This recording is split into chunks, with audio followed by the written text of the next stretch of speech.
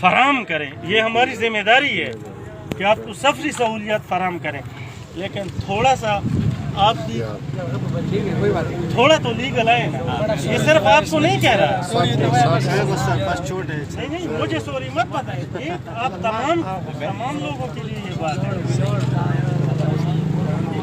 हाँ मैं सॉरी कह, आज मैंने रोका है। देखे अगर रोएगी तो तेरी माँ तुझ पे रोएगी, मेरा तो कुछ नहीं जाता। बिल्कुल सर जी।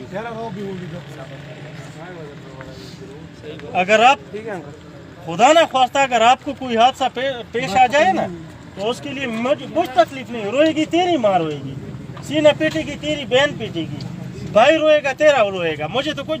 हमारी जिम्मेदारी है आप में अवेयरनेस पैदा करना। आए आप ये ठीक कर रहे हैं, हर आदमी ने 3-3, 4-4 बंदे बैठाए हुए हैं व्हीलिंग। ये देखिए आपको मैं वार्निंग दे रहा हूँ, ये मेरी वार्निंग नहीं है, ये हमारी ड्यूटी है।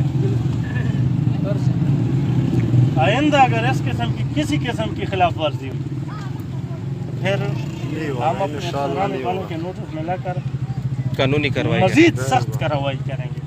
ये आज वार्निंग है, ठीक है।